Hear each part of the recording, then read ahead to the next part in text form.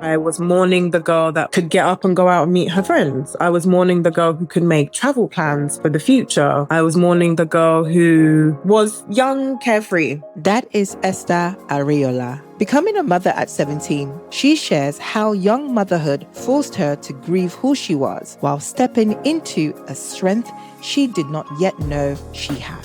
My mum was an angel telling me to go to, well, not telling me, but was on the side of me going to the GP. She wasn't for abortion. I know my dad was very disappointed. However, my dad came to her with a list of abortion clinics and was like, take her to one of these. She explains what it meant to choose motherhood while facing disappointment and highlights the emotional cost of standing firm in her decision at a young age while still figuring out who she was. You go from making every decision for your child to them getting their sense of independence, and you have to let them be. Today, Esther shares how she moved from teenage shame to spiritual clarity, from overprotection to release, and from identity loss to identity reclaimed. By the end of this episode, you will learn how to parent with confidence, navigate judgment without shrinking yourself, and raise a child with intention while still becoming the woman you were meant to be.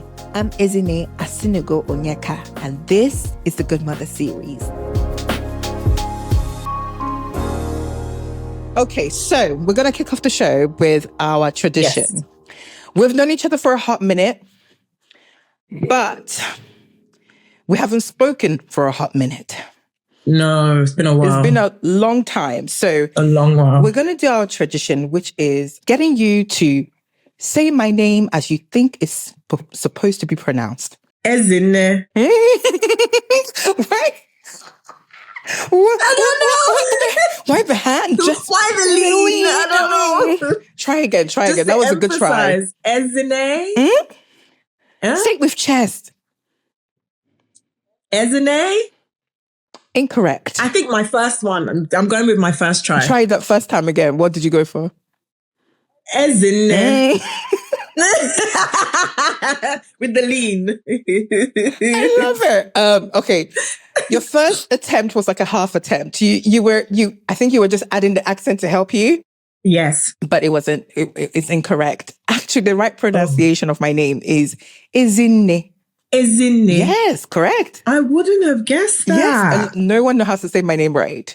And now, for an extra cherry on top, what do you think my name means? I'm going to say something related to God. Because every Nigerian name, Okay. As a standard, that's all I got. That's all you got, just God. To God be the glory. Wow. Is that what we're going for? Is that your final answer? Yeah. A server says, Do you want to have one more go? Okay. I'm going to stick with God. Okay. And this time I'm going to say, glory be to God. I love these. These get me so excited because it's just so off. Like, it's just so random. All right. So the meaning of Ezinne is good mother. Oh, no way. Which links us nicely to the name of the show. Absolutely. That is very beautiful. Thank you. Such a stunning connection. Yeah, like it's... Look at that. It was always meant to be. Honestly, I never fully understood why my dad named me that, but I feel like now I've become a parent, it just made more sense. And almost like an ode to your mum as well, right? Absolutely, absolutely. And so the purpose of this show is, trying to make sure we let all the mothers know that there's a bit of Ezinne in all of us. In all of us. Yes. That's so beautiful. I love that so much. Oh. So let's draw out the goodness in you and give us all the knowledge, please, Esther. Okay. So the first thing I want to do is I want to take you back. I know this has been a hot minute and you have probably forgotten, but let's go way back in time. 18 years ago, 2 months from now. Paint the picture for us. Who was Esther before Esther became pregnant? Esther was I was very outgoing. I was very confident. I was very creative. I was going to church. every week without fail. I was also involved in a lot of the church activities. So we used to have like a big show every summer. Esther was involved. Either I was acting or I was dancing or I was a choreographer. I was shy involved. So I always had that like zeal for entertainment. I always had that like passion for being the jokester. I was the one with the camera. So I was always taking pictures of my friends, no matter what we were doing. So I feel like I was just a regular teenager. And I met a guy and to Nigeria and then Coco. It's sad. We got together. And it just feels like when people ask me about certain events in life, I always categorize my life as before Coco and after Coco. And I feel because I wasn't more of myself at any point, I was just always me, and everything still marries. It still makes sense. So the kind of girl I was when I was in school, all those things that I'm interested in is everything I do now, just obviously on a grander scale. So I've always just been this person. If your friend from school could speak to you now and be like, okay, describe Esther in 3 words, what do you think they would say? They would always say crazy. So in school, they'd be like, oh my God, Esther, you're so crazy. That would be the word. So they'd say crazy, funny, and outgoing, I think they would say. Let's go to your big whammy. When did you suspect you were pregnant? When I was tired all the time. It was more the physical than me connecting the dots. I think I started to connect the dots in terms of like when I had my last period, but it wasn't like anything extraordinary. So it was more the feeling of, why am I so tired? Like, why am I feeling? And it was so sudden. It just happens so very suddenly. And then I was like, do you know what? Let me take a test. Because that was when I was like, okay, my period is late now. Let me just take a test. And the test was clear as day. And how did you feel when you saw that? I was kind of like, okay, right. So what do we have to do? Really? Like, I was kind of, I was ready to just figure it out. Like, I didn't want to sit on it for too long. I just thought at that point, and with pregnancy, of course, timing is everything because you're supposed to be on some sort of like folic acid and maybe some extra supplements. And then you have to do tests at a certain stage as well. So, I mean, I was just like, okay, I need to go to the doctor, basically. And I was deep in thought. When you're just a zombie, you're just going. I was so deep in thought that at one point I looked up and I saw that I was on the street leading to the GP. And I was like, okay, well, GP here we are. is. Yeah, GP is. I was like, I didn't even second guess. It was almost just like, just going, honestly, not even thinking about it, just what's on my mind, like figuring it out rather than where am I going? I was just walking. Who did you tell first? I think I told one of my friends who had a baby a year before. Okay. But she just lives in the area, but she goes to a different school. So we didn't go to the same secondary school. We didn't go to the same college at that point. But I still knew her from the area. We had mutual friends too. And some of those mutual friends actually went to my church, but a different branch. Okay. So like I said, we do the big shows every year. So I would see them at things like that. So I told her first, I was like, well, I just found out I'm pregnant. Like, I don't know what to do. She was like, oh my God, like, how are you feeling? So she was very much a shoulder to lean on because she had recently been through the same thing. And then I told my big sister. And how did she receive that? She was like, stop joking. I can imagine. Because if I was to tell my sister that I was pregnant, my sister would first look at me like, Are you sure? Are you sure? And I was like, yeah. She was like, stop joking around. I was like, I'm not joking around. And then she was like, you're not joking around. She could see my face that like, oh, sis, I'm serious. And then, I think she internally was like panicking. But we went for a walk. I talked to her about everything. I was like, look, I've got folic acid. I've been to the doctors. Like, this is what they prescribe. This is what I'm taking every day. And she was like, well, we have to figure out how to tell mum. And the rest is history. No, it can't be history. We're bringing the history out today because I think a lot of young people at the age of 17 going through that. I think that's such a major conversation because even for me, I don't even remember having the birds and the bees chat with my mom ever. No. Like, no. I think till I even got pregnant, I think that's when they knew I had sex because Yeah. And I was That's sorry, what they're sorry. going to think, though. You can't blame them. Yeah. So I think that was such a big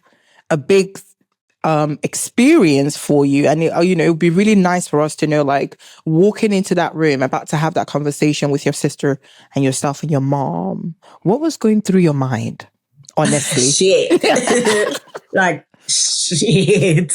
Oh, boy. I feel like even at that age, and although it doesn't matter what age you become a mom, nothing will fully prepare you for the level of sacrifice that you have to go through, or even in any aspect of it. And I think at that age, I was probably quite naive to think, okay, I'll have a baby. Like, I will look after the baby. Like, I'll do what I need to do. But I don't think I was really fully grasping what I chose to take on. I was like, okay, this is happening. It's happening. And we're just going to get through it. I was just like, we'll just get through it. That's what I was thinking at the time. I actually didn't speak. So when we went in to tell my mum, I'll set the scene. I tell my big sister, she's like, we need to tell mum, and obviously we need to tell our other sister. So we call her and we're like, okay, listen, this is the deal. We need to tell mum. And she's like, okay. So then one day my sister comes around, my big sister, because she lived in South London at the time. So she comes around to my mum's. She's like, well, we're going to have to tell mum today. So we call mum. She actually went up to her room, my mum, and we were on the middle floor. My mum's room was upstairs. So we're like huddled in my sister's room and we're like, okay, so we need to tell mum. Blah, blah, blah. And I'm quiet this entire time. They're the ones that are like talking. And I'm just like, yeah. Like I don't remember contributing much to that conversation. So we go upstairs, la-da-da-da-da-da-da. We get into my mum's room. My big sister's like, so the one I told first, that's my older sister. She was like, oh, hey, mum, you busy? No, what's going on? Nothing. What's wrong? When all three of us pop up in her room and she's like, oh, what happened? And my big sister's like, oh, nothing. We need to tell you something. So we're sat down. My big sister's on the bed.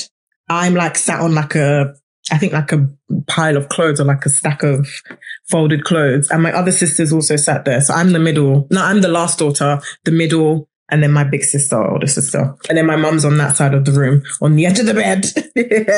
All the way over there. Mind you, I'm by the door. So just in case you need to make a quick exit. Just as in my beeline was right there. And my mum's all the way over there. So my big sister was like, okay, mum, we need to tell you something, but please don't panic. Like we're here to just share this so we can all find a way through. Again, the same mentality I had, like we'll get through, right? And I knew that I had my family. Like I just knew we were that kind of family. So I didn't doubt for 1 second that I would have their support in terms of whatever I chose to do. They were going to support me either way. So my big sister's like, okay, we need to say something. Please don't panic. And mom's like, hey, at this point, 3 of us are in her room. We're not saying anything, but we're all looking so somber. And there's like small chatters like, what's going on? I was like, what's going on? What they're talking now? What's going on? And then my mom said, Nikki, are you pregnant? Or one of us. She was like, one of my other sisters, not me though. She was like, Nikki or everyone, are you pregnant or something? And then my big sister was like, yeah, one of us is pregnant. Mom was like, who? And then my middle sister, she was like, well, the person that's pregnant hasn't spoken yet. Again, I'm looking at the door like, at what point do I need to get up and run out of here? And my mom looks at me. She's like, is that so? Those were her words. Is that so? And that was when I opened my mouth to say, yeah. She was like, okay. And then the question she asked was, does Coco's dad know? She obviously knew it was me and him at that time. So she specifically said, does he know? And I was like, yeah. And then she asked if his mum knows, because his mum's a lot more, like, she's softer. She's a lot more emotional. So my mum was like, does she know? And I was like, no, we need to tell her. We're telling you so we can all go and tell her. And she was just like, okay. And she was like, what about your school? I was like, I'm going to continue. Again, not thinking, I'm going to continue going to school. Everything will be normal. What's going to change? Not really thinking much will change. And that was how we told my mom. Up till today, I didn't say I am pregnant. I didn't say the words. She said, is that so? I said, Yes. It's so. It's so. Not so. No, gosh. Did you feel a bit relieved around like your mom's reaction? Did that give you a bit of like a relaxed shoulder? To be honest, I wasn't sure which way it was going to go because I also worried that one day she was just going to like lose it and just shout at me, you know, which my mom took it really well. Yeah. She took it really, really well. I don't believe there was any point where she like scolded me. I don't believe there was any point where she kind of like, you know, raised her voice. Honestly, I can admit that my mom took it really well. Considering myself as an adult, if I were to hear that my 17-year-old daughter's pregnant, I'd freak out. I'd call all my friends, which she probably did. She probably called friends and her siblings and perhaps seek out some advice from, I don't know, people around her. But I didn't see that happen. I didn't see her lose her temper. I didn't see her like flare up. I didn't see her raise her voice. And I think that's also a testament to the fact that my mum understands how serious a pregnancy is and how it can go any which way. And I think more than anything, she was just more concerned about my health. And that right there is a mother again. That's awesome. Did the concept of aborting ever cross your mind? Yeah. So the day I was leaving to go to the hospital or the GP, I was going to the hospital so I could terminate. The hospital was termination. The GP was keeping. That was and it was almost like angel devil on the shoulder, having these conversations with myself. Again, not really grasping the magnitude of this responsibility. Just like, oh, okay, you know, I came out the house and I went this way. So I did think about it because that day I said I was going to go to the hospital. And I just thought, okay, like, what am I going to do with a baby? Again, just not thinking. I was like, what am I going to do with a baby? Like, it did cross my mind. And I would imagine that any 17-year-old girl in that position, that would probably be the first thing that would cross their mind, especially in the community and in the household that I was raised in. Yeah. I think that's like a massive testament. I think it was like while you were in your mind, almost like kind of God like made the decision for you. From what I'm hearing, it didn't feel like you were making that decision. You just kind of let. It was almost like an out of body experience. I just came out and I was walking. Yeah. And look at that. A fine young man. Oh, ain't he cute? Look at the mama. Baby. Okay, so you became mom at 17. What was the first shift you felt inside you before anything else changed? What was like the first shift? Oh, first of all, it felt like my womb was coming out of my vagina, that part. Like everything in that area just felt like heavy and just aside from those physical feelings, I think I realized how much of a balancing act my new life now had to be. I needed to learn at such a young age to juggle the way, or not juggle, but to balance again, the way adults somehow find that balance. And I think the way that we adults, as much as it's a shock to the system, we're able to do that because we've gone through so much already at that point. So when you're a lot older and you're a lot more mature, I would say, you're able to then like compute how to balance certain things. And then having a baby, not to say it comes easy, but you get the balance, you get the groove, you get into your swing of things. And I think that's how I was kind of able to manage things. I then went out and got a job, and then again, my family. So they made it easy for me as well to, I guess, create a life that was balanced. So I would still go to church, and that was where a lot of my friends were. My son was coming to church. I just didn't think we needed to hide or stay away, despite what people felt and thought in the church. I worked, and then I started going to uni, and I was just, I was able to kind of just, and at times I got it wrong, because at times my mum, she would be like, listen, you need to prioritize your son more. And I'm just like, okay, but like, I want to work and I want to go to school. And she was like, but do you need to work? And I was like, yeah. Again, that was my mum still trying to step in and really help. And we weren't rich. We didn't have a lot of money. My mum worked 2 jobs, but I think she wanted to make sure that I saw the importance of balancing everything rather than trying to do more of one thing and then losing out time with my son. But my family were very instrumental. And I think that was the key to the success of me being able to get into content creation as well. We'll get to the content creating, because your content creation is not normal. It is not normal, because I be watching your content like I'm watching a movie, bro. So, I mean, thank you. No, you put we need to step it up some more, though. You put such great effort into it. But I feel like in these situations, a lot of mothers, our life is kind of wrapped up in our work. And I just want to take this moment to just almost get you to kind of like look deeper into what you have done, because sometimes you're not understanding what you've achieved as a mother all these years. And, it will be challenging, because I feel like mothers really just are on the go. It's one thing after the other, isn't it? And today, again, it's that finding that balance. Today is just all about you. And it's going to feel foreign, because I don't think you've spoken this much about yourself as a mother before. So it's going to feel really awkward, and you may want to keep drawing back into your work. I'm going to stop you there. I'm going to allow you to live in your motherhood today. Right. Okay. What kind of birthing did you have? Oh, a fast one? Really? Oh my God, Usain Bolt. He cannot test me for that one. This is why you're always in Jamaica. Labor, I sneezed. I'm being honest. Really? Okay, I mean, I wish, but it was an all-day thing. So I remember a couple days before, went to IKEA, purchased new wardrobes and just like little bits and bobs for my son.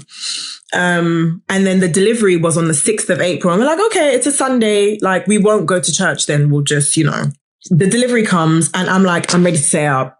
I need to do it right now. We got to do it now. So 8 something in the morning, I'm on the phone to my big sister. She's just asking, how are you? So the sister that I told I was pregnant first. So how are you? How's things? Good. And then I'm like, And she's like, what? And I'm like, I just felt something. She was like, oh, a contraction. I'm like, I don't know. Maybe it's a Braxton Hicks, because I haven't had any Braxton Hicks. So I've read so much literature. I've watched so many documentaries. And remember One Born Every Minute on Channel 4? Yes. I used to binge watch that, because I was like, okay, this is how labor is going to be. I'm reading, I'm researching, I'm getting myself prepared. So I was like, no, you can't go into labor without having Braxton Hicks. That's a lie. I didn't have any Braxton Hicks. So the first little that I felt, I was like, Braxton Hicks, perfect, we're close. So I was like, oh, it's probably just Braxton Hicks. And she's like, okay. Anyway, wardrobe comes. I'm now like, I have to do it today. I want to assemble it today. All the while, the has amplified. But I said, today, I'm finishing this wardrobe. And that is also a part of going in labor. Yes. Beginnings of labor, because that's you nesting. Nesting. You nest like a crazy person. And that is one sign that baby's on his way.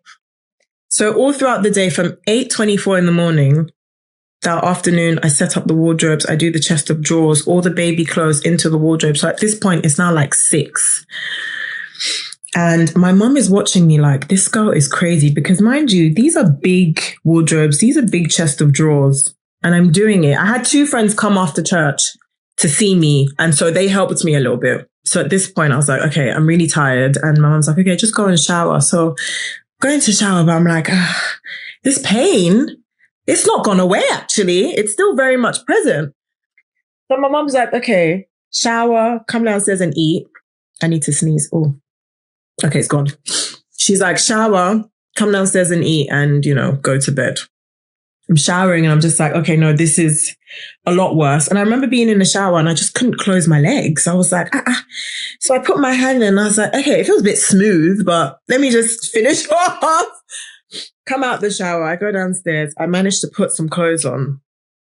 And then my mom was like, okay, there's food, like there's pounded jam. So I'm eating the pounded jam and I'm just like, I couldn't do it. Yeah, honestly, I couldn't do it. I was like, this hurts too much. And I'm sitting on the sofa, but I got my legs open because, again, I can't close my legs. And I felt in the shower that something was coming out. Didn't you tell your mom at this point? My mom could obviously see because I'm like, ooh, but I'm going for the food. So I go back to my room and I'm like, yeah, mum. She comes upstairs and I'm like, yeah, mum. This is not a go to sleep type situation. Something's happening. I think we should go to hospital. So she's like, call them. Get on the bed, call them. I'm like, hey, I'm pregnant. I'm so weeks. But I've been in pain all day and now I can't go to sleep. She was like, okay, when did the pain start? 8:24 in the morning. And she was like, and you've had pain all day? And I'm like, yeah, it's kind of gotten worse. She was like, come to the hospital. I was like, oh, it's not Braxton Hicks. I said, oh. Goes in full labor. Oh, that's what's going on. I'm like, Mom, she said, let's go to the hospital. Luckily, I packed my hospital bag. Mind you, when I packed my hospital bag, I just didn't believe I was going to need it. I was like, I've got so long to go. But my mum said, pack it, leave it there. Again, my mum's guidance, it means so much. And it made such a world of difference to a lot of my experiences as a mum. So she grabs a hospital bag and I'm like, I'm trying to go down the stairs because we got some steps at the front of my mum's house, jump in the car. At this point, I jump into my mum's car on all fours, at the back of the car on all fours. She's like, you have to wear seatbelt. I was like, if you know what I'm dealing with, seatbelt is not going to help me right now. Gosh. I cannot. So we get to the hospital. I feel like my mum flew to the hospital. She flew there, came out, and I'm all like waddling to the ward and had to take a moment to stop by the ward because obviously contractions. And I waddle on into the lift and we now get there. The lady says, so I said, I called up. I said, I've been in pain all day. And I was like, and I feel like something's trying to come out of me. And she's like, oh, okay, let's get you on the bed. Got me on the bed. She said, I'm just going to examine you. The moment she looked, she was like, your sac is coming out. That's what's coming out of you. So again, with everything I read, with everything I watched and all the research I had taken in, I expected to have my water broke moment. I was expecting that moment. I was expecting Braxton Hicks. So it was like, I'm like, this is not going how these women say it's going. This is different because the water didn't break. So, and they were like, oh, because they then asked, has your water broken? I was like, no. Get there. She was like, I'm going to pop the sac. There's going to be a lot of fluid coming out of you. Don't worry about it. And then on your next contraction, I'm going to need you to push. I was like, push? I said, this is the examination room. I want my water. I want music. I want candles. This is not how I was like, no, I'm not ready to push. This is not how it's meant to go. So at this point, I'm now panicking. I'm like, with everything else that's gone on through the day, for some reason, I didn't expect to be here tonight. Yeah. I was now like, push. I wanted music. I wanted this. This is not the room. This isn't the room. This is the room you're just supposed to examine me. She was like, you don't have time. I said, I want gas and air. She's like, gas and air. You've done everything. I was like, oh my God. Next contraction came, chin to chest, push. I was like, okay, chin to chest. She pushes my hand and she's like, chin to chest. Wait, I was like, Mom, stop. Like, I've got this. So I chin to chest and I push. And again, whenever I was reading these things and watching these things, when they say push, I just think you push, innit? Like, you don't think of the direction that you want to be using the muscles in, because it's very different to when you're taking a number two. So the chin to chest is what actually activates those muscles rather than when you sit on the toilet and you push from the other end. So that was the first time I was like, oh, I was making a connection to the muscles. And plus, when you're having contractions, you naturally that's why they say don't go to the toilet. So you naturally just want to push, but they want you to direct the energy into that area. So doing all of this chin to chest pushing, remember I ate the pounded yam. I was even waiting because I made the mistake to eat ayamashi before my first. Sis, the way the ayamashi came back. Yes, me too. So before I left for the hospital, wow. Everything. There's the pounded jam. I was like, everything. So not only did I vomit in the house before I tried to go to bed, I then was laying on the bed in the hospital, chin to chest pushing, and what's coming out of me? And I was like, oh my God, am I pooing? She was like, it's okay. She just got some tissue because she was obviously still guiding the Yeah. head. She gets some tissue and she cleans that up, and then she continues like guiding. Talk the talk. You did a poo, girl. I did a poo. You did a poo. Listen, this is not even for the faint-hearted. I keep telling people having a baby will humble you. And this is why some people say they can't have their partners in the room, because you will shit, you vomit, you will scream, you pull, you punch. Have them in the room so that they see what they have done. So that they can see, because it's your body. Yes. It's doing something else. Your body goes into shock.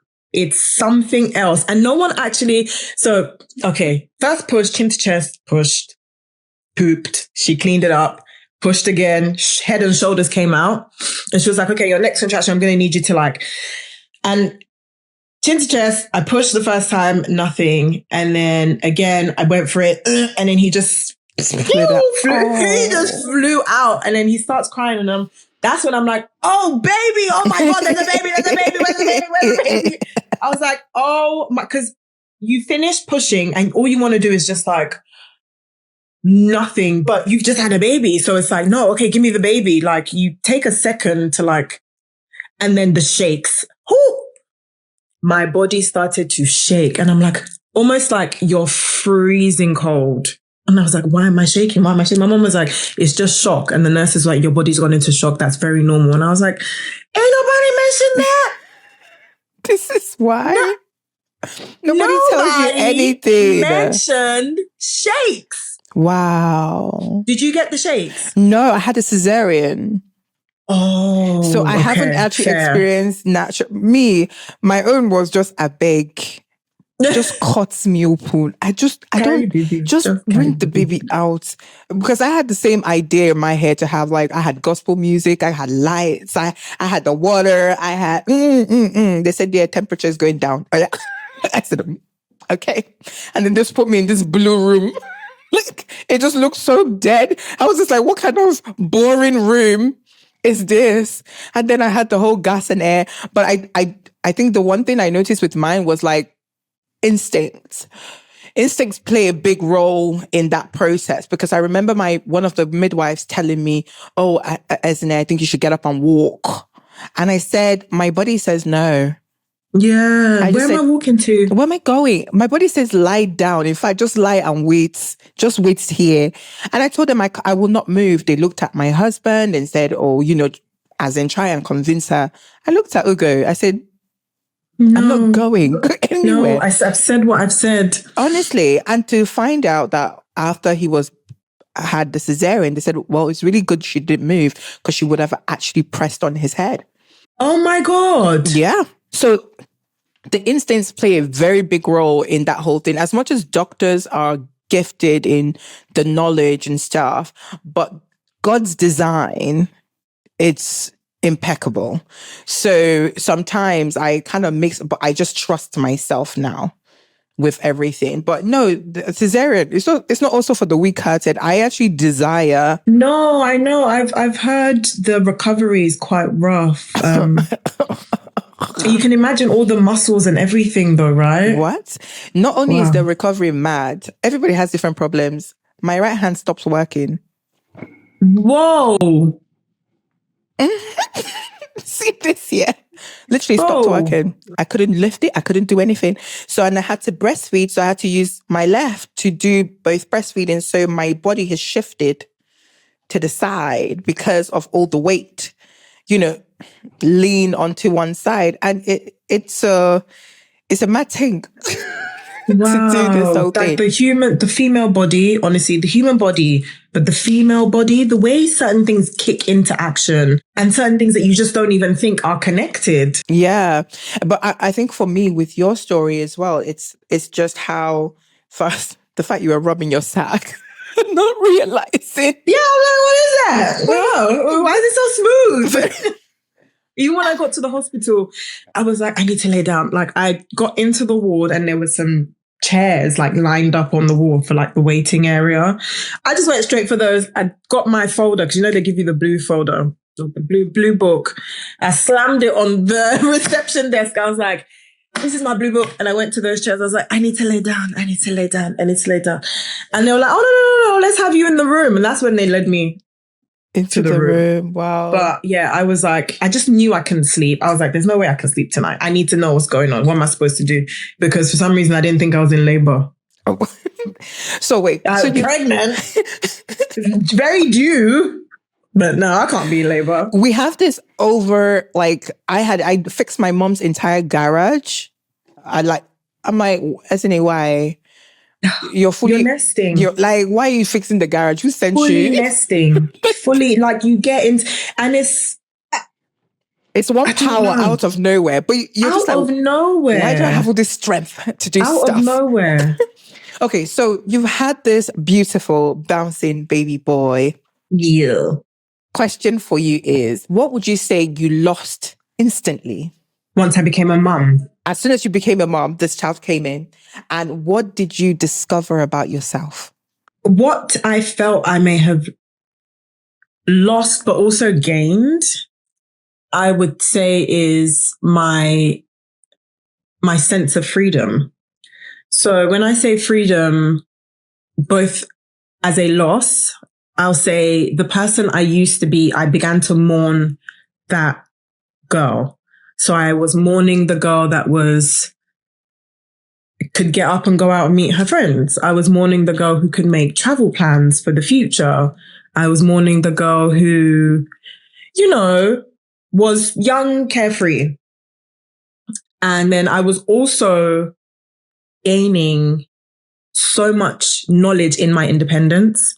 I was gaining so much knowledge and wisdom as a mother.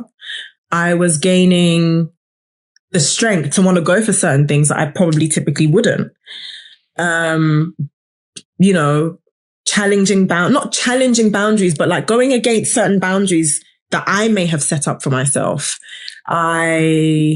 So it's like, I felt like it was both like a gift and a curse, because I feel like as women, we always mourn the people that we were before having kids. Like naturally, you look back at that person was like, oh my God, I was so XYZ, or why did I always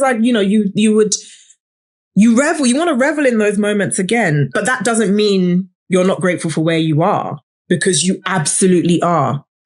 And it's like a beautiful transition, but I feel as though I like looking back on Esther before Esther before Coco. I love looking back at those moments, and I love that I have friends that have known me from then. That's so right. We can also share stories from them from those times. And now I think I'm glad that I've been through it, because I have so much wisdom I can also share. I've learned so much about myself, and I'm also able to relate to women and mothers in a very unique way as well, because we shared that experience. As much as our individual experiences are very different, but we still have that commonality of like being mothers and nurturing, and the hardships of it too, being able to share that part of the journey. Before we continue, a quick ask. If this episode resonates with you, please like, follow, and subscribe to the Goodmother Series on YouTube or your favorite podcast app. It helps these stories reach the people who need them, and it allows this work to keep growing with care and intention. And if someone came to mind while listening, consider sharing this episode with them. Now, back to the conversation. Wonderful. That's awesome. And I think, one of the things that I picked up from what you've said is like the focus that becoming a mom gives you is out of this world. You thought you were focused before. It's like tunnel vision, and you have this will to want to do something for 100%. This person. Yeah. So this person that gave us this will, Coco, you said you lost your mind when he was between the age of 3 and 6. Why that particular window? Because I don't remember. I don't remember much from those years. I believe I was in uni. I'd gone back to uni, and that was where finding balance really flogged me. It flogged me, because he was going to childminder and nursery. He was going to nursery. So I'd have to drop him at nursery. And then sometimes I had lessons at like 9:30. 9:30 is very early in the morning. No? Very, as in to be there in class, ready to learn at 9:30. So I'd wake up, get myself ready halfway, get him ready, give him breakfast, go finish getting ready halfway, the rest of the halfway, come put his shoes on, jacket on, my jacket, my bag, my shoes, drop at nursery, go to uni. And that would be, I was in uni full time for 3 years. So that would be like 5 times a week. Sometimes I'd have like an early, a later start in the afternoon. Maybe not even afternoon, like maybe 11. I'll be done by like 4. But still, after uni, go pick him up, go home, make him food. He eats, I eat, shower, him shower, bed. And you do it all over again. And I remember there were times where he would go, we had a period where he would go to his grandparents for the weekend. So that started to help. That started to allow me to like do a lot more on the weekend. So then I got a job. Mind you, I got a job when Coco was 2 months after I had him. I was like, I need to start with. So I had him in April, May, June, July, 3 months after I had him. Got my first job in July 2008. And it was a part-time role, I believe. And my mum was like, why do you need to work? And I was like, because I need to earn money. I was like, I can't just sit around. Like, how are we going to do anything? And then I went back into uni. So it was just like, I was always trying to do something. And that was where I realized that like, this is a mother just wanting to make sure she provides and she can like, and still trying to seek my teenagehood. Cause it was like, 18, 19, then 20, 21. Imagine a 21-year-old, 22-year-old. Like, I want a date. I want to go out. So I was trying to find the balance of all those things. But it was really hard. Yeah. It was so hard. And I just think it's not something somebody that age should be doing. It's too much of a responsibility. You should be out with your friends. You should be like, a part-time job where you can save and, do what you want with your money, travel, buy a house, start a business. That's the age where you're really supposed to be experimenting with life. And I then had this big old responsibility that I chose. I made the decision, Okay. So as Nigerians. Yeah. Let's talk culture and our community. And we'll start with, I don't know if you know this, but I'm a pastor's daughter. I think you told me. Once before. Yes. So what did church and the church community make you feel when you were visibly pregnant?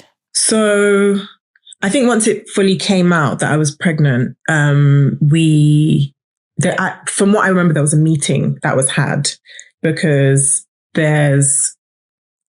my church is very spiritual. So the church was very spiritual. So we do certain practices to, I guess, nurture that spirituality within the youth. And a lot of the time people would come out with messages from God saying, God says somebody's going to get pregnant, that they shouldn't have an abortion. So that was like frequent. So we had the main church and we had the youth church where it was like a lot of us older, mid to late teens and early 20s and so on, guided by some people in their 30s. So we had people leading us and then we had the adult church, and the adult church would always have, no abortions, no abortions, no abortions. So then when I got pregnant, I was like, maybe they were talking about me, but then they say it all the time. I don't know. So I stayed going to church up until maybe I was like 5 or 6 months because my belly was quite small. Lucky you. Some of us. At that time, it was quite small at the time. It grew, although I don't have any pictures of my pregnant belly. You don't? No, because this is why I'm telling you, I'm going to tell you why. So apparently there was a meeting and it was like, who's the dad? Who's this? Who's that? She shouldn't be allowed to come to the youth because it's going to set a bad example for the rest of the youth church. And then I was just hearing like different chatter from the church that they should, that they shouldn't let me come back to the youth church. And then eventually I just stopped because at that point I was like about 6 months. And I remember when I went back to church after I had my son, so this was in the summertime. I had him in April. So it was perhaps sometime in like July or August. Somebody at church had a party. So I go to the party, Coco's at home, because at that point he was like 3-4 months maybe at most. And there was an auntie from the party and she was like, where's your son? I was like, he's at home. And she was like, why is he at home? Why are you not at home? Why are you here out partying? You should be at home with your son. And she's just basically going for me. And she was one of like the younger aunties. So I was like, I don't understand where this hate is coming. Like, why are you being so mean? And I remember people coming up to, and she did it kind of like publicly. And she was quite loud about it. You should be at home. Why are you not at home with your son? And I was just like, why are you so mean to me? I remember people coming up to me and just like, oh, don't worry about it. But that was then what I felt like was how the church was taking it.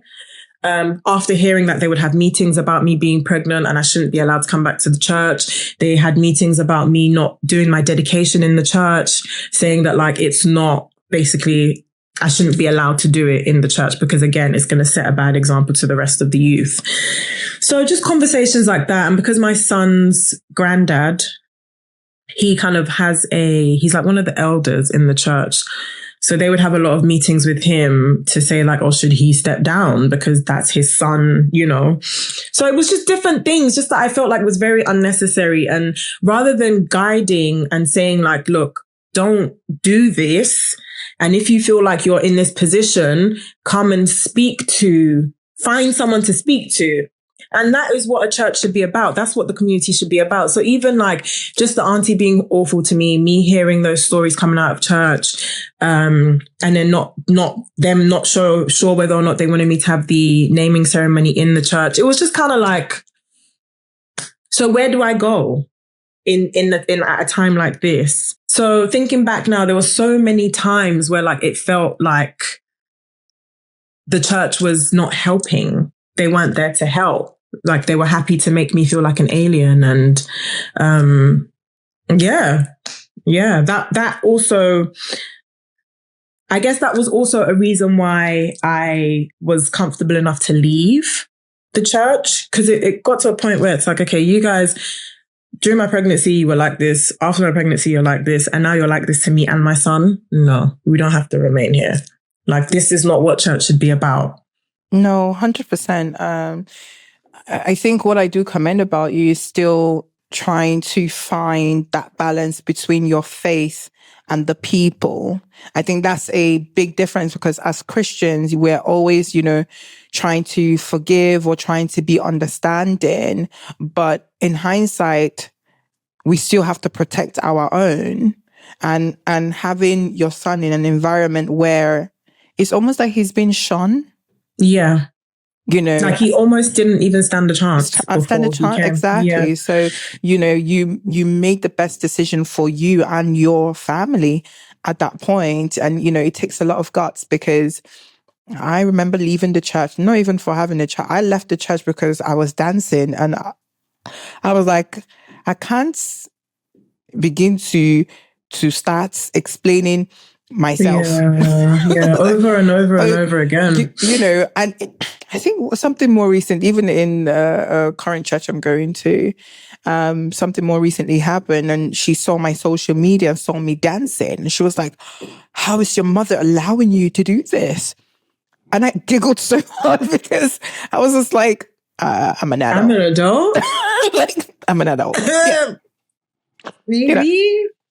Let's try that. So it's I know it was even challenging for my mom as well. Like my career choice wasn't something she took lightly, especially as a vicar. It was very challenging for her to find the balance between trying to be like your mom, but also trying to head up a church at the same time and I kind of felt guilty that I was putting her in that position. So I felt like my best plan was to just leave. And I stepped away and I really did a full step away. I didn't come to any family gatherings for like 5 years. I would like be in Nigeria. Like every time there was any event, I'm out, until I kind of found my faith within God directly that didn't lead with the people. And that's when I could come back because now nobody could tell me nothing. I have a relationship with God. And that's what it should be about. 100%. It shouldn't be about the physical space. It shouldn't be about anybody else, because salvation is personal. 100%. And your relationship with God is what's the most important, like before anything else, because that would then determine also you'll then be led to a home church or somewhere you can worship, or even a Bible study group, or whatever that may look like. That's what then leads you to a place of worship. And there's also some like crazy downsides, because I see a lot of this like church cults that creep up, and a lot of people fall into those kind of churches because they're looking for a place to be welcomed, that they belong. And yeah, they belong. Yeah. And I think, you know, a lot of people should be aware that as much as you're trying to speak your mind, you don't know where you are redirecting somebody else to, you know. Exactly. So that, I think that was also the very dangerous part as well, because not only would they be telling, you know, the youth church that their messages from God, that people shouldn't have abortions, they're also telling the boys that, you know, there's messages from God that you shouldn't join a bad gang, don't join bad gang, or don't do this, or don't do that. So it was almost like, okay, who's actually going to come down to our level and be real with us? Because the things that you guys think that we're getting up to, yes, fine, some of us are, but those are the only two things that you're actually trying to connect with us to. And there's so much more that we should be nurtured. There's so much more that we should have the opportunity to speak about, you know. And there's deeper conversation, even with joining bad gangs and stuff. Like we even said, there was never a conversation about the birds and the bees. There was never a conversation about pension, mortgage, like, savings, ISA, directing your mind, starting businesses, you know. Even just that one, Seth. Like I can imagine when I started working, I had a very fixed way of thinking. So I think I was one of just the lucky ones that just thought the way I thought, and I wasn't someone that was easily influenced. So from age 11, I started working, but how it started was my mom only gave me £1 for lunch. And the lunch I wanted to eat was £3.50. Let me not lie. Fair, you know, fair. And I went to her and I said to her, okay, Mom, you know, I want to eat a £3.50 lunch. She said, do you think money goes from trees? If you think it's that easy, go and make it yourself. My head didn't read that as a negative. My head read that, okay, solution to a problem. Okay, let me go find a job. And I became a paper girl. And that's how I started working at age 11 and making my £3.50. That's so cool. To eat my £3.50 lunch. And, you know, but if the conversation wasn't do you think money goes from there? And the conversation was like, okay, let's now lead you into an entrepreneurship. What do you like doing? What can you do? Let me help you, guide you. You know, start navigating your mind. Because at that age, we're bored. Yeah. Senseless. We're senseless. We want to do something, but we need you who have done it to help. You know, sometimes it may come down to like also what our parents know and what they grew up understanding. And some families are capable of having the extra income in order for their children to kind of be in different groups and maybe do this lesson and karate and swimming and piano and all of that kind of stuff, you know. I didn't come from a family that had that disposable income. So like we were saying, sometimes I was bored.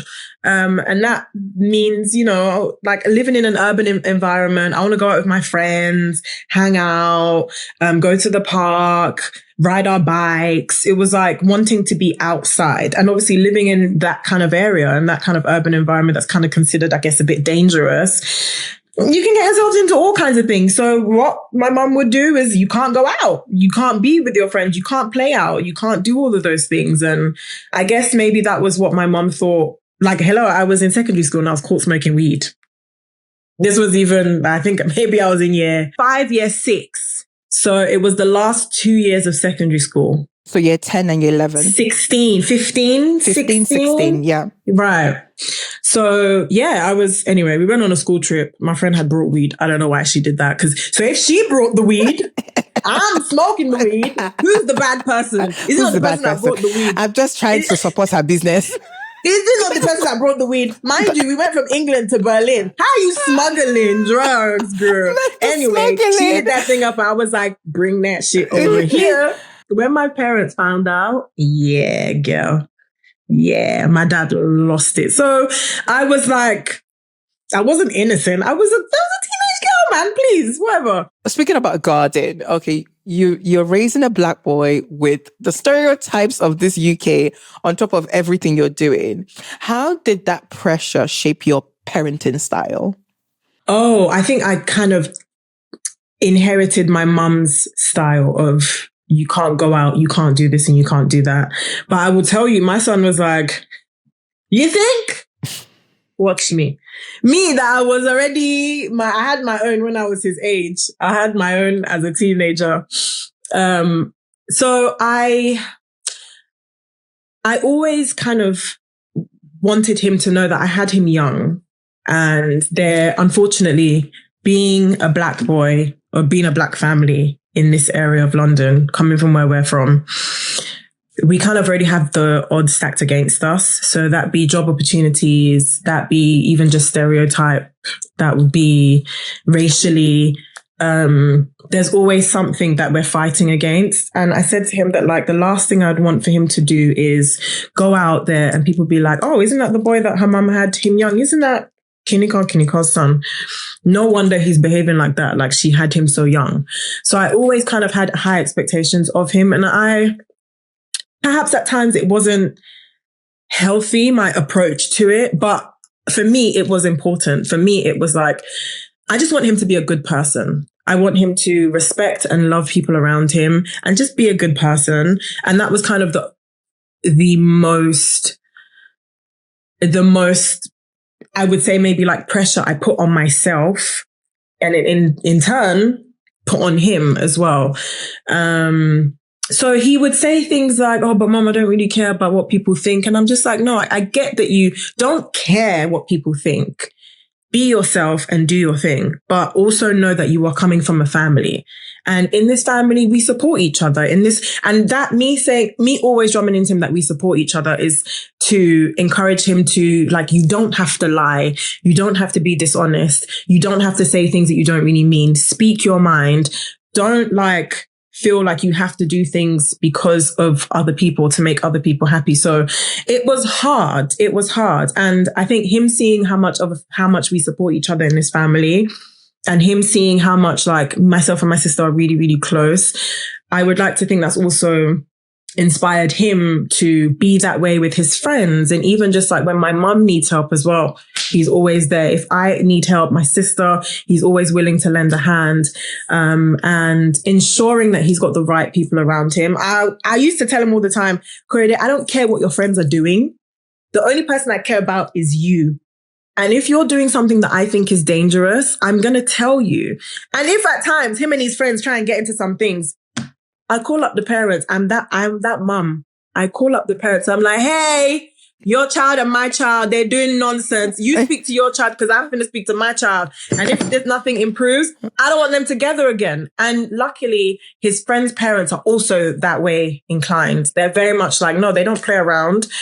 Again, black boys growing up in such an environment, you want to make sure that you guide them. And Coco doesn't necessarily have... I'm single, so I don't have a partner. So there's nobody directly connected to me that is a good example on him. He's got his dad, he's got his grandfathers, and some of my longtime friends, like his uncles. But we know that having a male figure in the household that is a direct positive example onto boys, it helps, you know? Just like with us having good examples of women around us, like our sisters or our mothers, our aunties, cousins and stuff. So I felt like I had to kind of be good cop, bad cop all the time with Coco. And in all honesty, there was a time where like I felt we were kind of growing apart. And that would probably be from the age of like 15 to 16. It felt like he was very much all about his friends. And the only thing I could say to him is, well, do what you want to do. The only thing for me is that I pray and hope that the things that I've taught him or that the family have taught him is what he remembers when he's outside. Because they get to secondary school and they hang out with their friends. They get to an age where it's all about their friends. And I think him just coming out of secondary school, that was that stage. I was like, ill. This boy's getting on my nerves. You're getting on my nerves way more than you should be. Ill. Ill. Seriously, ill. No, so after that now, we are a lot closer because I feel he's getting to the age of like a lot more maturity and being able to like, I guess, think ahead, right? And be more considerate just because maturity is setting in. It's less of that boyish energy that he wants to get out. And it's more of like mindfulness, thoughtfulness, and being that kind of way inclined. Yeah. I was going to ask, did it ever turn into fear? Like, I can't afford to make one mistake, like with this boy. Yeah. Talk to me about then. Yeah, absolutely did. And I think this also comes from the fact that I know my dad was very disappointed and also asked my mum to take me to where he asked her to take me to, which she chose not to. And it comes from the fact that the community kind of ostracized me and made me feel like I'd done a bad thing. So it got to a point where I was like, no, I can't. I must pepper them. So me graduating was like, I'm peppering my dad. Like, see, the same girl that you said wouldn't graduate, the same girl that you said nobody will marry, another one bites the dust.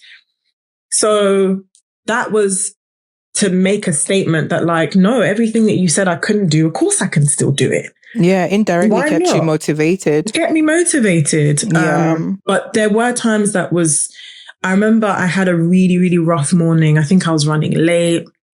I think maybe I had worked the night before to drop Coco at nursery and then get myself to college. I just called my best friend and I was like, I can't do this anymore. I can't do this anymore. This is too much.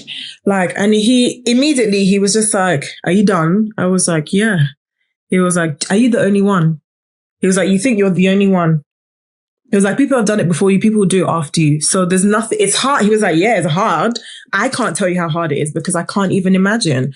But yeah, it's hard, but that doesn't mean you can't do it. He was basically like, pull yourself together. I beg, you've got this in a way. And I came off that call like, you know what? Yeah.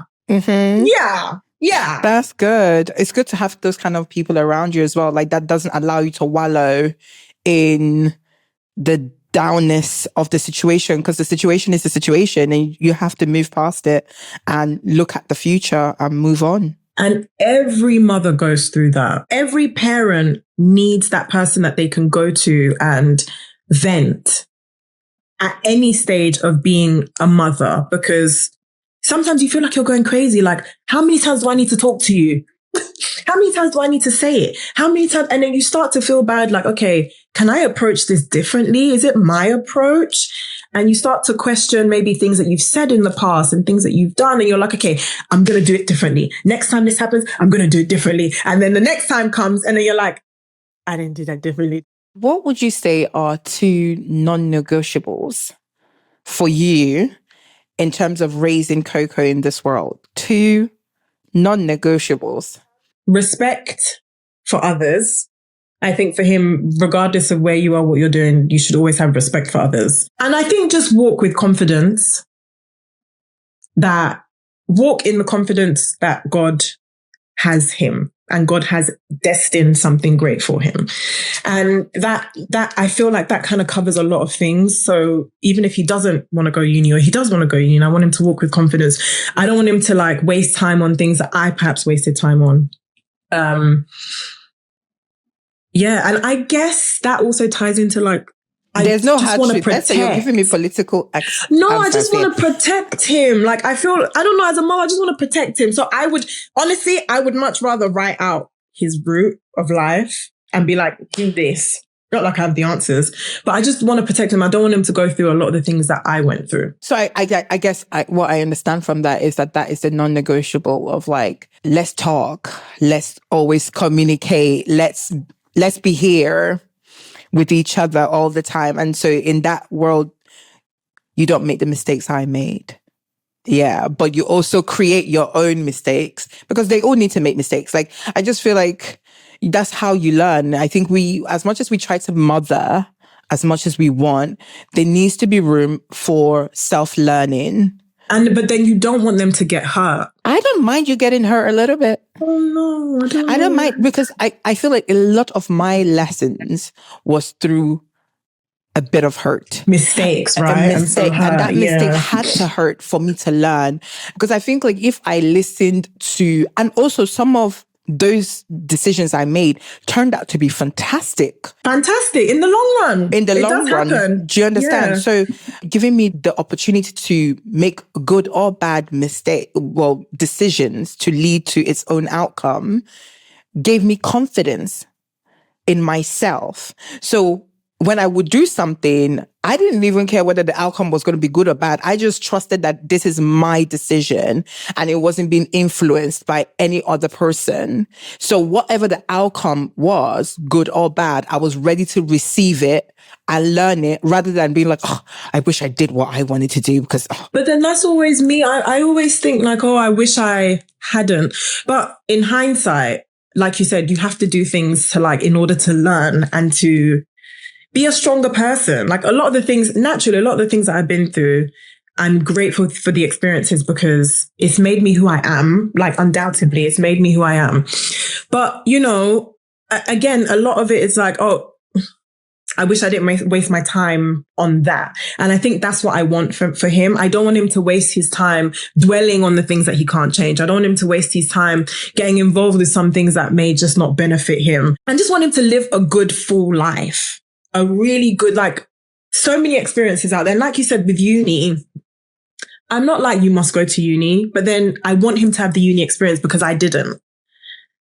And this is not me speaking selfishly. I think uni can teach you so much about the real world, right? Take away the academics, okay? No, 100%. And also including the academics, it teaches you so much. But then again, going into the real world, that can teach you so much. And also self-learning, that can teach you so much.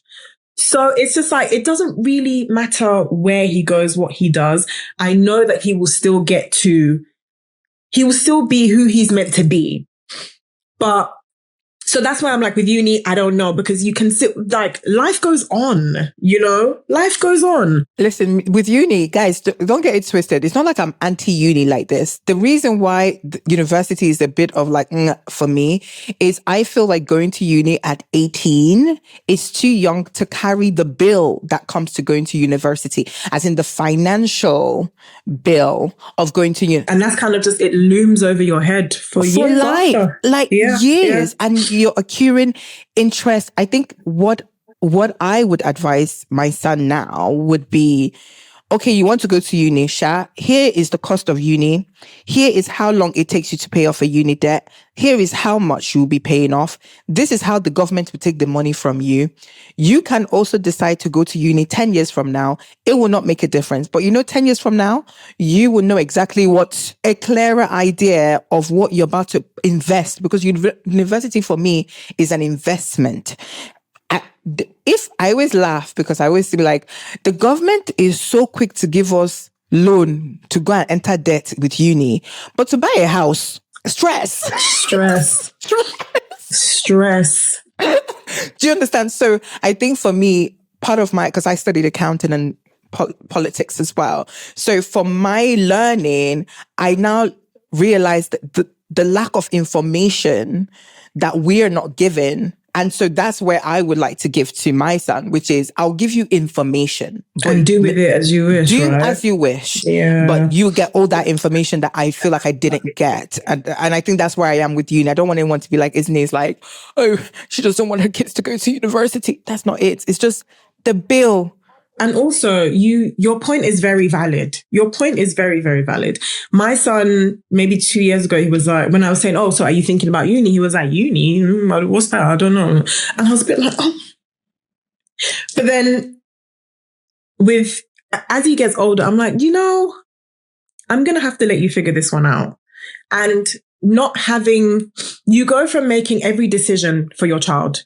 You go from basically assisting them with almost everything, to them getting their sense of independence, being able to feed themselves and then bath themselves. And then, you spend a lot of years taking them to school and then suddenly they're going to school by themselves and making the decisions of even what they're going to eat in the afternoon when they get home from school. My son spent his first birthday without me in his 17th birthday, or maybe it was his 16th birthday. And would you believe that, like, I didn't know what to do with myself. I didn't know what to do, because every birthday I plan it, I take him, we spend it together, I get the cake, people come round. It's always like mum plans it or the family plans it, typically. And that was the first time he was like, oh, you could just go home and rest. I was like, what do you mean? What do I do with myself now? That is so beautiful. So his growth and having a child just teaches you so much about yourself, and it forces you to put yourself into situations that you wouldn't be comfortable doing. But same thing with the university, a statement that he made, or uni, what's uni? I was just like, you know what? I'm going to have to let you figure it out, because I can't continue making the decisions. There has to come a point where, just like he said on his birthday, Mum, go home and rest. I was like, I spent every single birthday with you. Now, what do I do? It's kind of just like reaffirming the fact that at one point you have to let go and you have to let them make the decisions themselves. So as much as I want him to go uni because I want him to have the experience, it's not my choice. It shouldn't be my choice. You can only guide your kids up to a certain point, and then from then on, it's what you've taught them that you pray that they continue to kind of like go with and grow with, and also with their own experiences. But when I was growing up, uni was not a choice. You are going to university. You are going.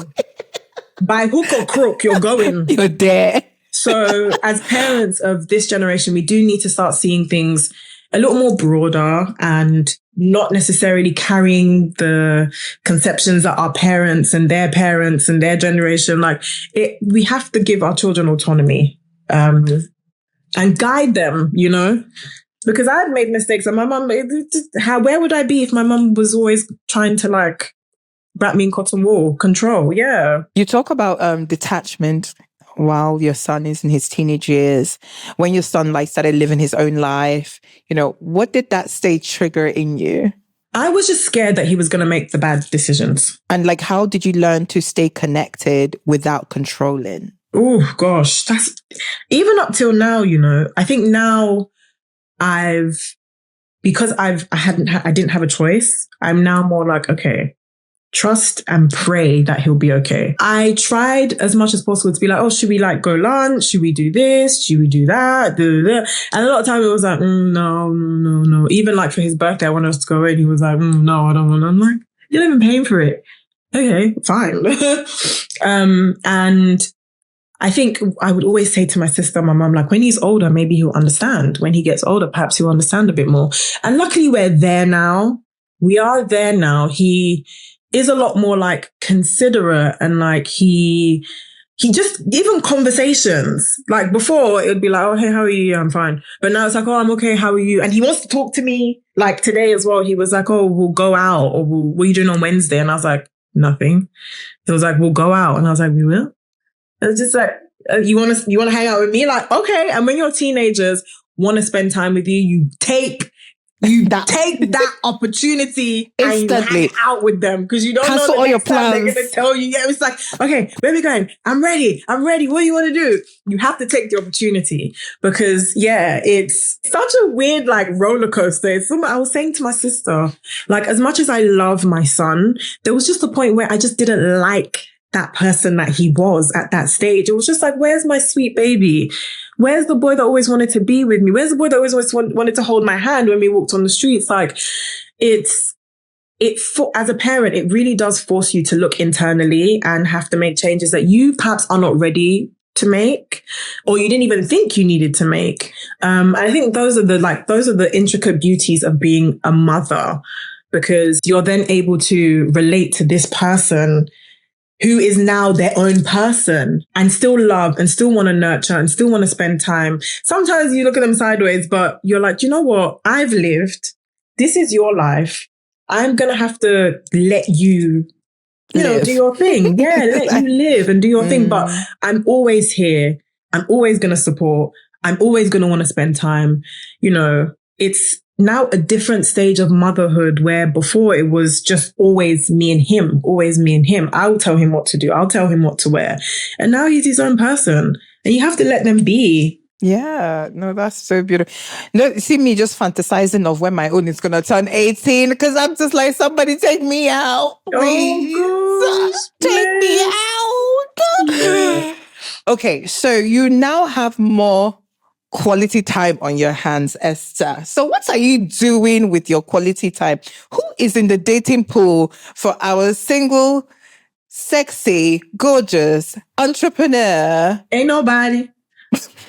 Ain't nobody. I was going to let you continue, but ain't nobody. You can't even hear the echo in this house. Echo. So dry. Is it the dating pool is not? Because girl, you are global. Like you have the world. You're global, traveling. Listen, you've just come back from Jamaica. Next minute you're here. Next minute you're there. So I'm like, listen, at least you're not stuck with just the pool of men in London. You have the world. Imagine being stuck in a pool of men. Ugh. Period. No.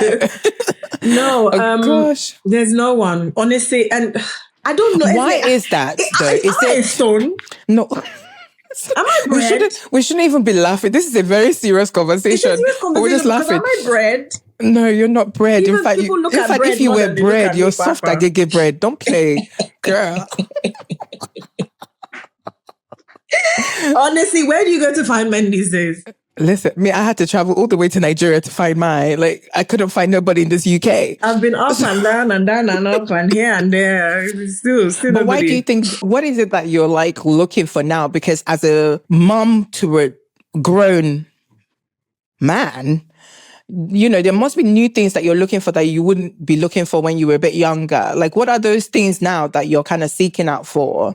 In case there's any eligible bachelors listening. Man, no. Yeah, I don't know if you saw that article on Vogue about why having a boyfriend is embarrassing. Oh, no. Talk to me about it. Honestly, I didn't read the full thing, but it was just basically talking about how there's a lot of stories on social media these days about how men are just kind of doing things to women that's quite embarrassing. So having a boyfriend or saying you're in love or saying that you're seeing somebody can then be a bit like, oh, because you never know if they're going to turn around and do something, right? But I was saying to my girl that I don't really go out unless it's work related. So events and stuff, travel, a lot of the time is work related. And when I'm in London, again, work events or I'm just hanging with family. So I don't really give myself the opportunity to go to new places to meet new people. But then again, I don't know if I am looking for a new person. I don't know. So I would love somebody that's like family oriented, someone that's kind, someone that's really hardworking. Typically, I go for men that are older. And with that being said, years ago, I used to say like, oh, I don't want a guy that has kids. I don't want a baby mama drama. But then who am I to say that? Said, who am I?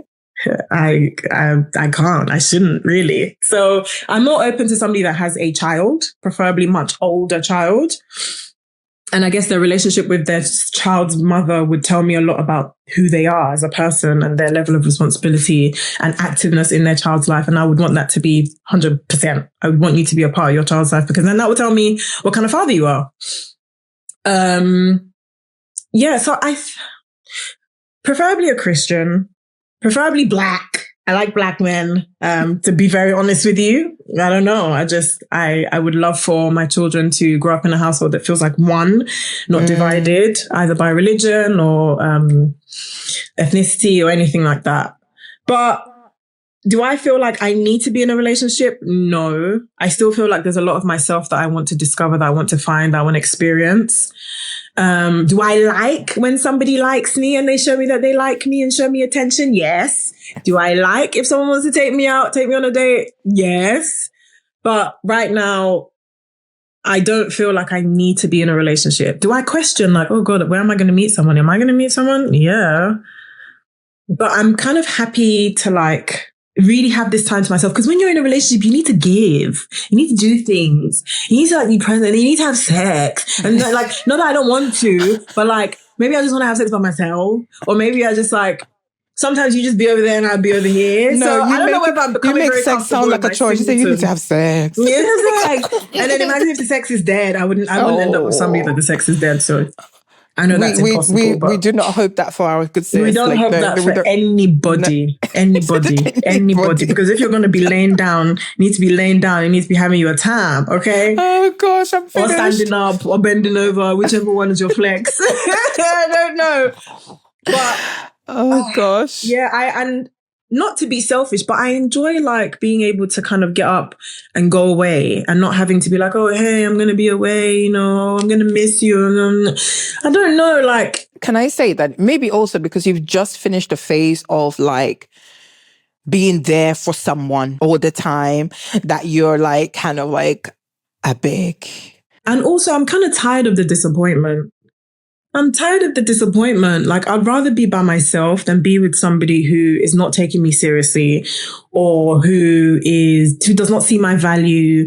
Someone I dated very recently, I held on to them for too long and I just knew that they just didn't see my value and they didn't see my worth. And now the tables have turned. And it's unfortunate because I believe I saw something online, or maybe it was Tony Tone that said this, but she said, be with somebody that values you the first time around. Like, don't let it get to a time where they're like, oh, I wish I had, or I'm so sorry for. No, like, if you have me, appreciate me, love me. Don't wait until I'm now in another position and now you want to give me everything I wanted from you then. So I'd much rather be by myself than waste energy and time and with everything else that I want to do and occupy my time with. That's just not something that I want to include right now. A lot of it has to do with the disappointment. Let me just be by myself. To be honest, we all go through that phase. Right before I met Ugo, I had a prayer to God and I said, listen, I want to be a nun. I'm just tired. I'm tired. I want to be a nun. And God said, nah. Nah. Literally, I said, I either want to be a nun, but I can't. I said to God, I can't be broke and single, like help my business. Yeah. Let's not be fighting two battles. Well, apparently they say that your husband will come when you're least expecting it. I'm not expecting anything though. Oh my God. Ain't nobody here still. I ain't expecting. I ain't even looking. Oh God. But still, God's timing. Like, honestly, I will tell you that free of charge. Like, God's timing is the best timing. And, you are right. This time is a time for you to catch up on all that time you didn't give to yourself. Since you've been 17, you have been pouring into your son. And without you realizing, obviously you have such an outward life that looks so luscious, but people don't understand the hard work that you've put in to raise your son. So yes, this is a time for you to bask in yourself and do things without any obligation to anyone, because relationships it's work itself as well. You present like a soft life, beauty, outfits, travel, hair, makeup. It's because it's been hard. No. We've been able to pad the hardness, so now it looks softer. It's packaging. Packaging me. What's the unspoken truth behind staying put together while mothering? Oh gosh. You may lose a lot of your mental. And that doesn't even have to be in a bad way. It could just be like a switch that's like, I don't need to be like that. Like, there's no reason why I need to fit a stereotype of what a mother is, And I think what helped, or what has kind of inspired me to just remain myself, is the fact that I had my son so young. So I was at an age where, like, I always wanted to look good. I always wanted to dress up. I was the girly one amongst my friends. So that didn't really stop. And then me doing social media and me having access to a lot of the great brands that I've worked with, I guess that also kind of fueled my love for like everything girly and nice. And like, I guess it put me in a position where I was able to kind of experience those things and also then share it with other people. But my friends will tell you, I've always been this way. I've always been very girly. I've always been into like shoes. Where my friends will wear shoe trainers, I'd be the one in cute shoes from Primark. We're going to move on to our next segment, which is the Mum Hotline. We get an we get write-ins from mums in our community, and we want to read it out to you and get your honest feedback or advice based on what you would do. Guys, we're not informing you to go and do this, so we're just giving our own take. It's just our own thing. It's just innocent. Do you understand? What's the word that they say? Allegedly. Allegedly. Okay, so the first one. My child's father says he's an active co-parent.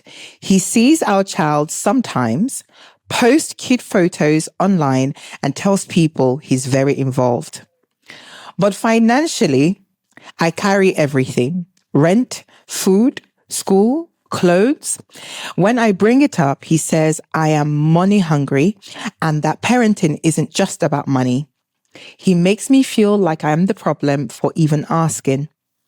I'm exhausted from doing it alone while he gets applause from doing the bare minimum. How do I address this without constant arguments? And what does real co-parenting actually look like? I do feel like this kind of reminds me of my mum and my dad's situation. So I don't really know how much my dad was like contributing or what he was taking care of in the household, but it felt like a lot of the burden was on my mum. And so growing up, I feel like that is an unfair way to like live, especially if you're living in oh no, they're not a family. They just co-parent. Okay. Well, I don't know. Would I involve people who can speak to him? Perhaps. But then I might just take him to CPS or child maintenance service. Yeah, because if you feel as though it's a strain and if you feel like there's certain things that he should be taking care of, there's the government. You can look to the government and they can, if it's in the UK, and they can get involved. I know people might feel a certain way about getting other family members involved in their business, but if you have someone that you can trust that can speak to the person, do it. Do it. And there's no need, because I find that what I've seen sometimes is that the woman will keep the child away from the man out of spite. And that doesn't harm anybody but the child.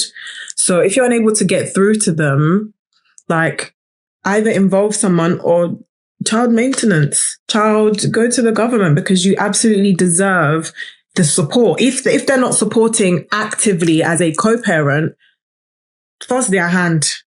Because you both lay down together and you had the child. The responsibility should not just be on one person. It's so unfair. And it's a lot of the time you find that the woman then her mental health tends to suffer because, like I said, it's a balancing act. And if you really don't have that support, things can like outweigh others and then everything becomes imbalanced and you're losing your mind. Being a mum is hard as it is. And then taking on all those responsibilities as well is very difficult. I think for me, what really strikes me in this one is it's not always about the finance. I think where he sees the child sometimes and be doing posts, me and my baby, making it look like you're more involved. I think there are women that are breadwinners. Yeah, and that's okay. And that's okay to be the breadwinner. I think where my take is more like, if you saw your child more often and you were more present physically, not necessarily, then there wouldn't be an issue with the finances. There would be an issue with the finance. I think that's a conversation in itself. 100%. If you were pulling your weight a little bit more, perhaps you had a couple more days with the child or with their child, then it wouldn't feel like such a burden. But yeah, it's like trying to take all the glory but doing no work. Yeah. And honestly, your kids at one point, they will realize. They're very smart. They're already picking up certain things from a certain age. And they understand like the dynamics and they feed off of the energy and eventually you will see that they clock onto certain things and you don't even have to say. So the reward essentially in this regard would be for the mother, because the child will see how much the mum has poured into them. And I guess how absent the father was. Everything was just more of a show and tell. Next one, the silent teenager. My teenager barely speaks to me anymore. They're always in their room, glued to their phone, laughing with their friends online. But when I try to start a conversation, I get one-worded answers and an attitude. I miss my child, even though they are physically right here in the house. I feel rejected, and sometimes I wonder if I did something wrong. I don't know how to reach them without turning into tension. How do you think? My question is, how do I rebuild closeness without forcing it? Oh my God, that sounds exactly like my situation with Coco at one point. It was just like, wow, like you don't like me? Like, what did I do wrong? I think you're going to have to get comfortable with letting them have their space and their time, because that is also precious to them. They're probably dealing, not to say that like what issues could they possibly have, but they're probably going through things with their friends, things that are probably irrelevant, but that's not for you to say. That's for them to go through again. That's for them to have their own, building blocks and foundations to friendships that they will then go on to have for the rest of their lives. But invite them into certain things. If you have family over, maybe you're going out, or, plan a day where you guys can just maybe go to cheeky Nando's, maybe a cheeky KFC, something that's really easy and that they enjoy, but then also that would be easy for you to also slot in. So maybe going for a meal, going inside their room and sitting down on their bed and trying to have a conversation with them. They're not going to want you in their space. Honestly, it's as simple as that. They don't want you in their space. So take yourself outside of the home environment and do something different. If you want different results with teenagers, you have to try something different. Talking, they don't hear nothing. They're not hearing a thing. It's about quality time, and prepare them for the quality time. Don't just be like, okay, tomorrow we're going to go out. Give them like, okay, I was thinking maybe we could go to the cinema. Is there anything in the cinema that you want to see? If it's a no. Should we go out, have something to eat? No. Okay, be like, I'm going to order some food to the house. Do you want something? No, I'm going to cook a cool meal. Do you want to join me? Always try. You're going to get tired of trying. But again, I promise this is where you learn so much about yourself, and you learn so much about your child as well, because it's the slow but gradual processes. And your child knows you. Your child knows exactly how they can get you, when they can get you, what they can say. And they'll always try and push your buttons, but they will come back round. Forcing yourself into their space does not work. You kind of have to just give them little cues and let them come round to it. Me, I'm quiet here. I'm just listening and taking notes for myself. Yeah. And like I said at the beginning, when they do come and say, I want us to hang out. Yes. When do you want it? I'm there. You have to show them that you're somebody that they can always come to, because that's where they're going to find their peace and their comfort. Oh, that's wonderful. Okay. Another one for you. I'm trying to parent differently from how I was raised. But every time my child misbehaves, my Nigerian parents jump in with, in our culture. They believe in strict discipline and shame as correction. I'm trying to use communication and boundaries instead. They say I'm raising a spoiled child and abandoning tradition. Now, every family gathering feels like a parenting performance review. How do I set a boundary with my parents without disrespecting them or exploding? You know what? And not to be rude, sometimes you have to put your foot down. Mm-hmm. You get to a certain age as a parent where you're like, okay. Explode is the only option. Explode, because I don't need this. You are creating your own environment. You dictate what goes on in your household. Unless you live in their household. But you need to continuously, I guess, cultivate that and allow your kids to also see that. So that it's not a case of, mommy said one thing, I'm going to go and tell grandma and granddad because they're going to speak to mommy and mommy's going to change her mind. You create and you dictate what goes on in your house. And sometimes you have to explode. Your parents need to see that, hello, get down. What we used to do in your day, we're not doing this in my house. And sometimes you might have to just be ready to face what that comes with. Yep. I think open the can of worms if you're ready to. If you're ready for it. Yeah. Don't open it if you're not, because just know somebody may flip that table over. You need to be cool as a cucumber, because this is your house and these are your kids. And I think communicating effectively, like, I'm not saying I don't respect your views, And I appreciate the fact that you even want to give me this advice. But what I say in my house is what goes in my house, especially when it concerns my kids. 100%. My drop. Like Period. just, Magam, if I had a mic now, I can't drop this because as much as my mum was super supportive, there's some times where I have to be like, don't say that to him, mum. I know what negative effect that had on me when you used language like that, or it reminds me of when you did XYZ when I was growing up, and I don't want that for my child. So if you're going to continue using that language around him, we're going to have a problem. And my mum has no choice but to respect that, because I don't like, why must it always be a fight? But that's my mum. And I know that that's how I can approach my mum. Okay, one more. Okay, I've started dating again. But the judgment is exhausting. Some men act interested until they find out that I'm a mom. They suddenly say I'm complicated. Others fetish it, like I should be grateful they're giving me an attention. Others fantasize it, like I should be grateful that they're giving me attention at all. It made me question my value.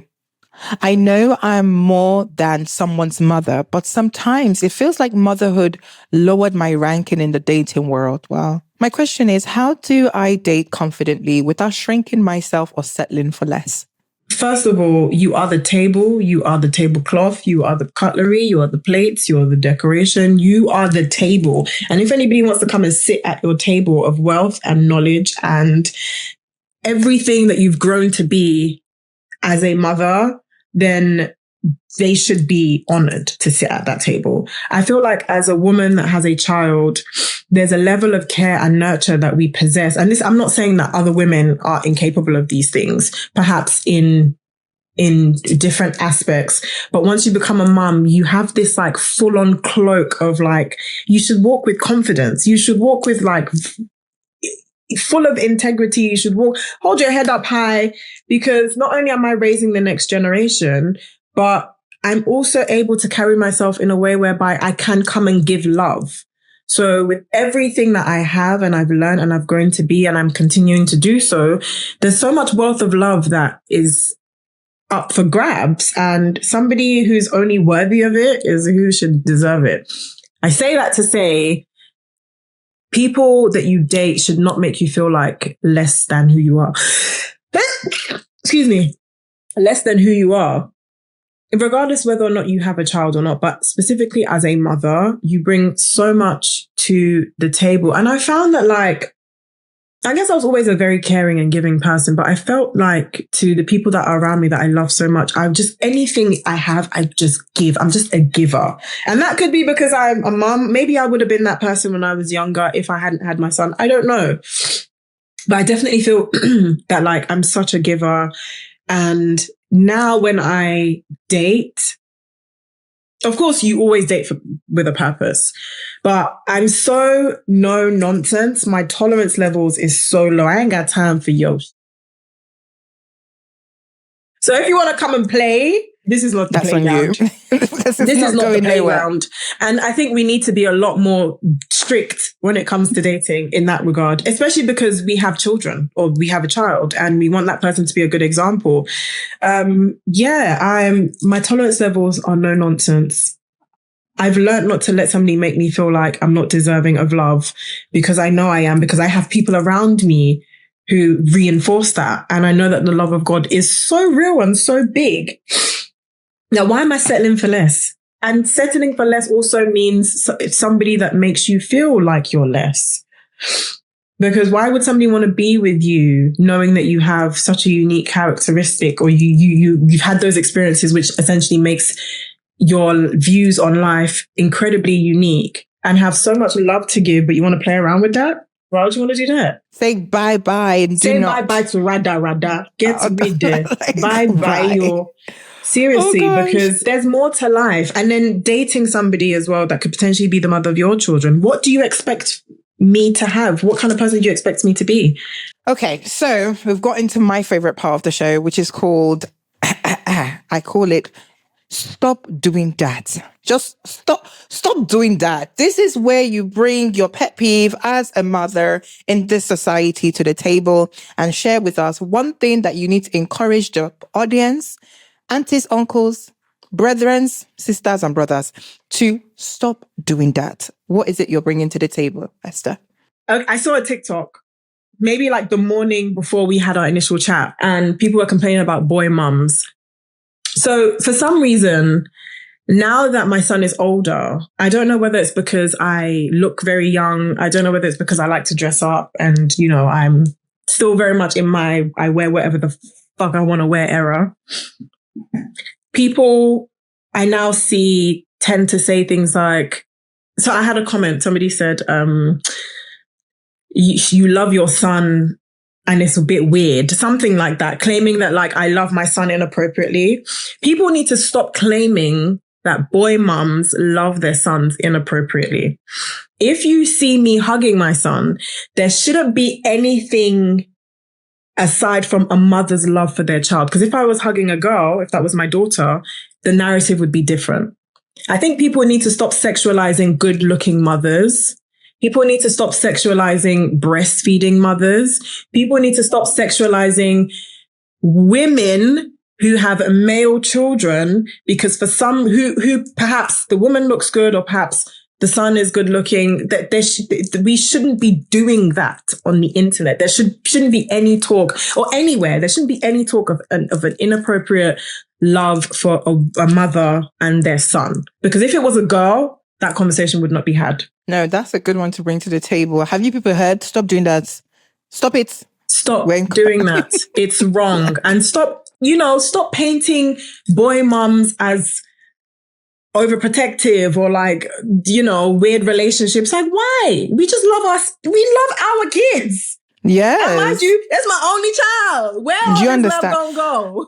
And to be honest, the way boys relate to their mothers is actually very unique. They're very loving and very much there. And okay, it's the first woman a boy is in love with, that has 100%. An experience with. You grow up in the house with your mum. You see her perhaps on good days, perhaps on bad days. You see her tired. You see her happy. You see, like, it's the first example of a woman in your life. And the same way as a girl growing up, your dad is your first full-on idea of how a man should be. It's your first example of a man in life until you go out and you start meeting men and perhaps dating and then getting married. You grew up with the idea of your dad or your brother, if you have brothers in the household, So I think people need to stop doing that. I think it's wrong. I think it's gross. I think it's so uncomfortable. We need to just respect women that have sons, and we need to just see that it's a unique relationship. What do I do because my son is now older? Not hug him? No, I'm going to hug my son. And if I hug him, I'm going to hug him tight because that is my baby. I'm going to squeeze you. It doesn't matter how tall he gets. Even if you try to lean back, I'll kiss you. Absolutely. Absolutely. 100%. Now, like, if I give Coco a kiss on the cheek, he too tries to pull away fast. I'm like, no, just give me a hug. When you were a baby, I would smother you in kisses all the time, So listen. Not being able to have that anymore, because obviously naturally when you get older, you don't like the way you would hug, and like, I don't know, with your kids is different. Like when they're younger, they want to be around you. So they'll be sitting on your lap. They'll be around you a lot. But as they're older, it's different. So the way you would move with them physically obviously is not quite the same. But I still want to be able to put my arms around my son and hug him for a long time and just like show him that I love him. In those physical ways. I don't want him to think that when you get to a certain age, you can't express caring for someone or loving somebody in that way. Exactly. Okay. Now we're nearly there. We want to ask you if there's any mum initiatives that you would like to give a shout out to. Well, the Goodmother Series is one. I Oh, think people should absolutely support a platform that we should be able to come and use and sit on and use our voices and hear from great people like yourself and your other guests as well. I think it's important to have spaces for mothers to just be and be against any kind of stereotype and talk about things that you don't really hear. I know I see online a lot of people are like, 2 things that they don't tell you about being a mother, 2 things they don't tell you about parenting. It's like the more we talk about it, the less people can have those narratives and say those things that are like shocking. Yeah. The one I wanted to give you is a mom. Her name is Esther. And she's been a guest today. Oh, me? And the reason, yes, I'm an initiative. Yes, you're a community because you don't even know the community you've built. True. You've built a community on your platform that highlights the power of a woman, the strength of a woman, her ability to stay gracious, to stay beautiful while navigating really tough challenges. And where you might not know, you've built a community that follow you so intensely. And, you know, we adore you. I'm a fan of yours as well. And, you know, and it's good for you to know that, you know, we also want to support you in the things that you're doing. And you should also get a pat on the back because what you do is not easy. Thank you. All. And so honestly, I do want people to feel like when they see my journey, I want them to see the struggles as well as the blessings. I would never shy away from the fact that I was 17 and I was pregnant. That's a part of my story. Whether or not I share it and one person hears, oh my God, that sounds like she's encouraging teenage pregnancy. Or one person hears she got pregnant as a teenager and against all odds, she's been able to make it and she's succeeded. I can't dictate what people are going to hear and take away from it. But also I can't negate the fact that that's a part of my life and that's my story. That's how I got to where I am today. And that's what makes everything I say or everything I share or even just the visuals of myself and my son, videos and pictures and perhaps captions that I may write on social media. It makes it all the more real because I lived it and I can only tell you what I've lived through and hope that inspires, even if it's just one person. Life alone is not easy. Life as a 17-year-old young mother is also not easy, but navigating being 25 or 21 and coming out of uni trying to find a job is also not easy. So I think giving each other grace because you don't know what anyone is going through is key in this life. Yeah. So Esther, I need you to finish the show for us. You have 1 sentence to finish. Are you ready to finish the sentence for us? Oh my God. Can I just say whatever comes to mind? Yes, it's up to you to finish the sentence. I'll give you how the sentence starts and then you have to finish it. Are you ready? Esther, finish the sentence. A good mother is. She might look crazy, but she's the best. And that's a wrap.